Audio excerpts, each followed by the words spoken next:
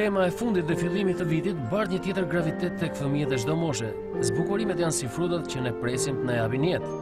Pasioni për të ilustruar në pemë të rej si fëmijë dhe vetë artistin pamor. Në shtëpinë time pemën e bëj vetë, sepse kam qejf të jem pak kalama, do të ruaj atë emocionin e fëminisë time. Dhe e kam ruajtur lidhjen me të. Di që në për çdo shtëpi ajo pemë bëhet, se her pas here konsiderojnë si pemë të vitit të ri, po për mua nuk ka fare rëndësi. Kupton, mjafton ata që një ditë në vit ndërtojnë aksin e shtëpisë. E kupton, dhe është shumë e bukur që këtë aks, frutët në këtë aks i vendosin kalamaj.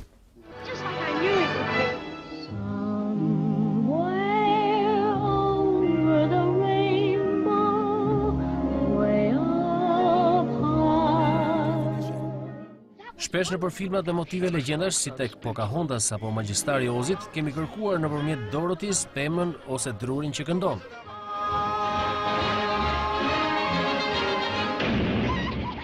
Kur letësia apo kinematografia apo piktura hyn në zonën simbolike, e trajtojnë pemën. Sepse vërtet bën pjesë tek simboli par excellence, është simboli i simboleve, simbol shumë i madh. E kam lexuar dikur në rinin time, fshehtas, nuk e mbaj mend mirë, po gjithmonë pretendohet domethënë për një vend ku ekziston druri, ku udhëtari shkon edhe ballafaqohet me drurin që këndon. Sigurisht që ai duhet të ishte patjetër vendi i parajsës.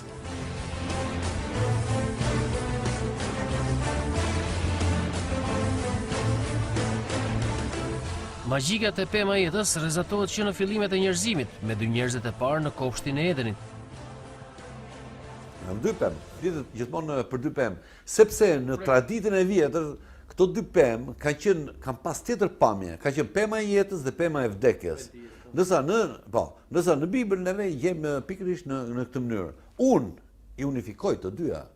Pema është në qendër, që është pema e jetës, dhe gjarpri që vjen rrotull është si më thënë, lëvizja drejt të mirës dhe drejt të keqes. Sepse ai vjen në mënyrë spirale, në mënyrë periferike, ku plus dhe minus janë të dukshëm. Ajo gjë u prek.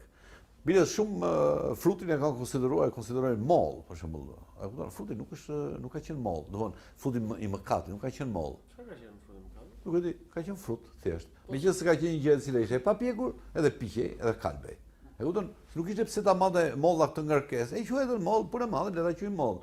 Për shembull, ti mund të kesh disa e kanë quajtur lule shtrydhe.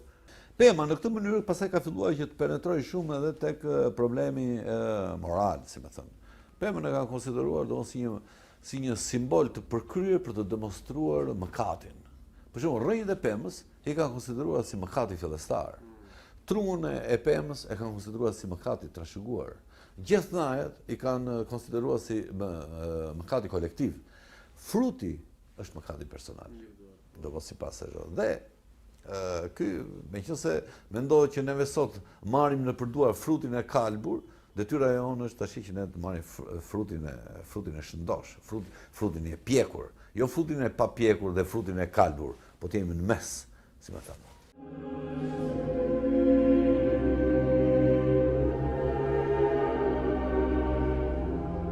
Por cila është kjo pemë e jetës dhe sa e pranishme është ajo në kulturën dhe njohjen e mendësisë shqiptare raportuar me kulturat dhe qytetrimet botërore.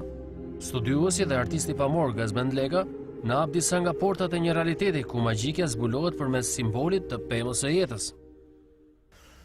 Pemën përgjithësi e kanë konsideruar si simboli shtëpisë, simboli banesës. Edhe për fakti që si me thënë, gjallësat e nën tokës, gjallësat e mbi tokës dhe gjallësat e ajrit strehohen në pemë. Nuk strehohen që ruhen vetëm nga bora dhe nga shiu dhe nga dielli, por strehohen dhe në kuptimin sepse pema është një burim ushqimi për ta. Pema e jetës në bazë të traditave të ndryshme është një elementi për... Ajo çfarë është më kryesore për pemën, ka shumë lidhje edhe me jetën e njeriut. Ka lidhje me fuqinë e vertikalitetit saj. Në përgjithësi ti ke dëgjuar për shembull kur thonë që kryefamiljari është, si më thënë, shtylla e shtëpisë. Shtylla e kanë gjithmonë kuptimin e pemës, Sepse duke qenë që në fiset e para që kanë qenë nomade, kur ndërtonin çadra në përshkret e tira, apo në vende ku ata nguleshin, vendosin fillimisht një aks, vendosin një dru. Dhe pastaj bënin çadrën e tyre, bënin kampin e tyre. Dhe në sipër fare kishin një të hapur, që kanë indianët e Amerikës, ku ditë edhe tymi, që bënte lajmin, me tokën edhe me qiellin, si më thënë. Por ajo që është më kryesore është pikërisht ajo që thuhet për shembull që filani është tragu i shtëpisë, shtylla e shtëpisë. Dhe po të shohësh në përgjithësi edhe katedralet kur ndërtohen në bazë të kolonave, domethënë në periudhat më të hershme, e kupton që periudhën le të marrim egjiptianët apo asiro-babilonasit. Dhe ka qenë shumë interesante që figuracioni i kolonave që ata ndërtonin, si mund të shohësh për shembull në tempullin e Karnakut në Egjipt, ishte pamja një pemë. Domethënë është trungu i përsosur, siç din ta bëjnë vetë egjiptianët e atëhershëm, dhe në fund fare ka një gjethnaj. E kupton? Dhe kjo gjethnaj ka qenë pikërisht simboli i pemës, simboli i gjethes, si më thënë. Pema gjithmonë ka qenë ngulur mentalitetin e tyre. Po neve do kalojmë atje, po dua të tregoj disa karakteristika të fillimisht të pemës. Kjo lidhet me mentalitetin e njeriu, sepse në përgjithësi pemën e kanë konsideruar si aksi i botës. Nuk e kanë konsideruar kot, nuk i kanë thënë aksi botës një guri. Sigurisht ka pas gur të vlefshëm, si më thënë nga pikpamja simbolike, po, ose onfal ose etj. Ka pas, por nuk ka luajtur rolin që ka luajtur pema. Pema quhej aksi botës për vertikalitetin e saj. Në momentin kur njeriu, domthonë sipas mendimit okult, domthonë kur njeriu filloi të kapte vertikalitetin vet, atëre parafria e tij me qiellin, me diellin, me energjinë kozmike u bë perfekte.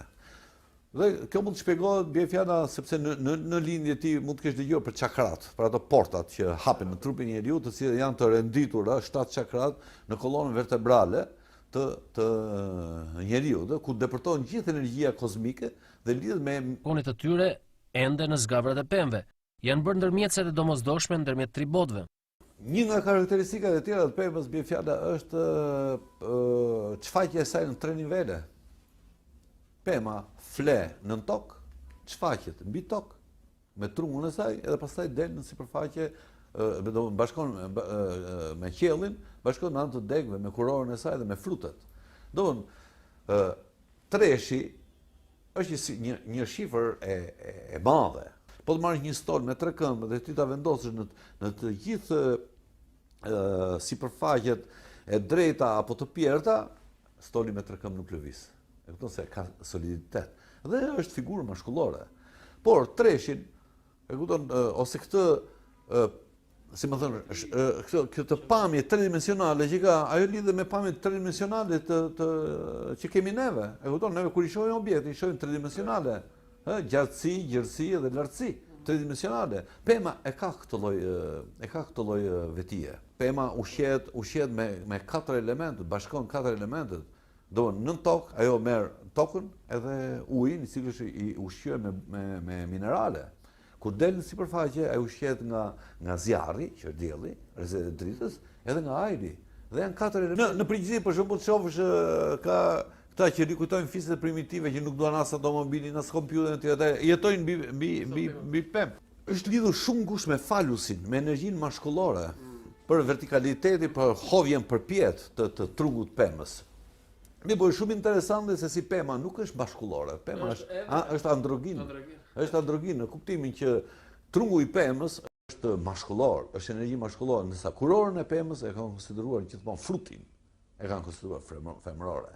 Ajo që ndodh në jetën e zakonshme që të dukshme për syt tan, frutin na e bën femra, nuk është se bën mashkulli. Mashkulli e mbjell në errësirë, femra na e çfaq në dritë. Dhe prandaj pema është shumë interesante se si i përfshin këto të dyja. Po, dhe për sa ka këtë dualitet, është simbol shumë i fortë. Një familje e cila është, si më thënë, me vite ose shekullore, është ndërtuar pikërisht në këtë mënyrë. Prandaj njerëzit ndërtojnë si pemë, dhe e quajnë pema genealogjike, pema e geneve, pema e cila ka kaluar nga njëri tek tjetri. Disa ruajnë linjën e babës, disa ruajnë linjën e nënës, Sigurisht, mbretëritë kanë shumë të plota sepse kanë ustallar të cilët të merren me atë ditë natë, kupton, dhe ditë ta ndërtojnë. E kupton, por në fundit një gjë është pemë. Dante Alighieri thotë që pema jeton nga kulmi i vet. Si është kjo? Jeton, atëherë këtu hyet, si më thënë, përmbyset e gjithë kjo logjikë e një bote konkrete dhe shkohet në një botë tjetër transcendentale. Pema, do ne shpjeguam që ka rënë në tokë edhe futet ka në qiell. Sipas mendimit të vjetër të Vedave, pema ushqet nga rrezet e diellit. E merr fuqinë vet nga qielli, nga energjia qiellore. Dhe gjithmonë në Madagaskar, nuk e di, vajzat në trupin e tyre, e kupton,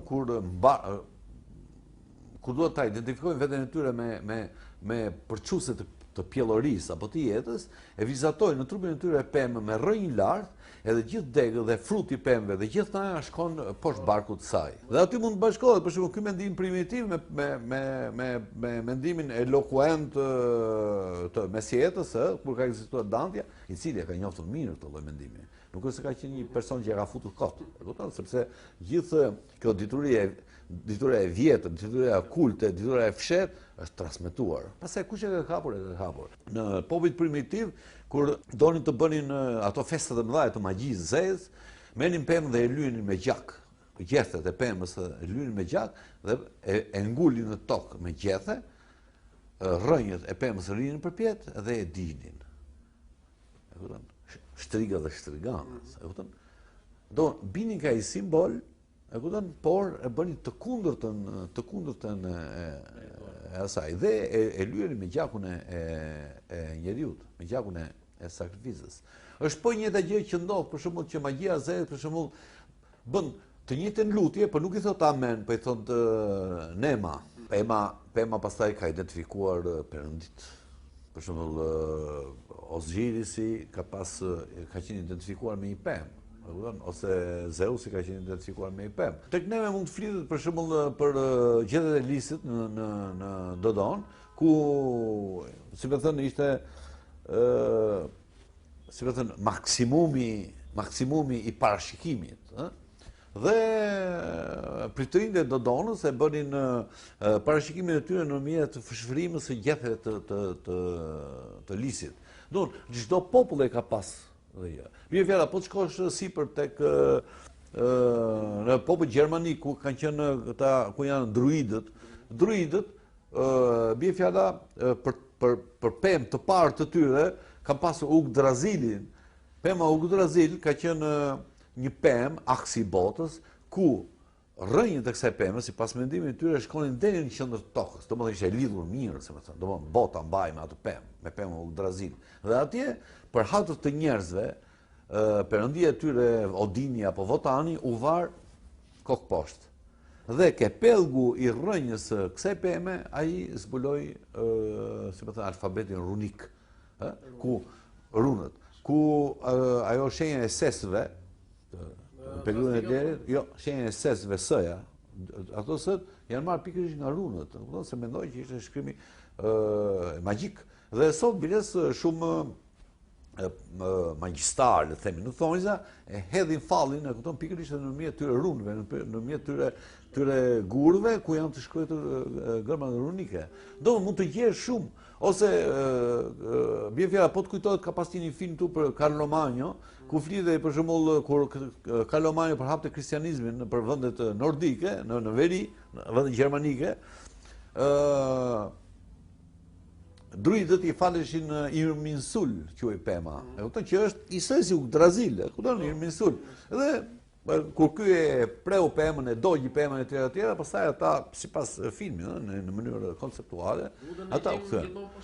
Buda kur thua ti është poshtë pemë, është pema budhi.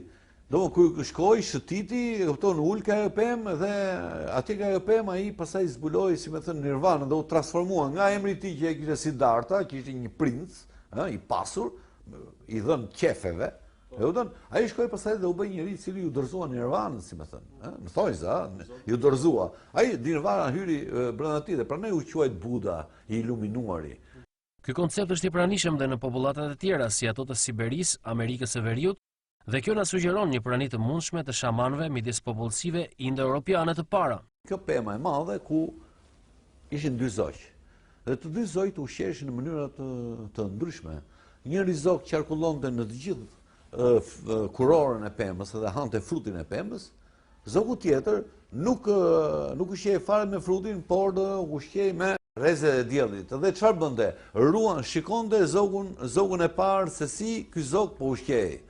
Domthon kjo ka të bëjë shumë me, si më thënë, me qendrën dhe me periferinë.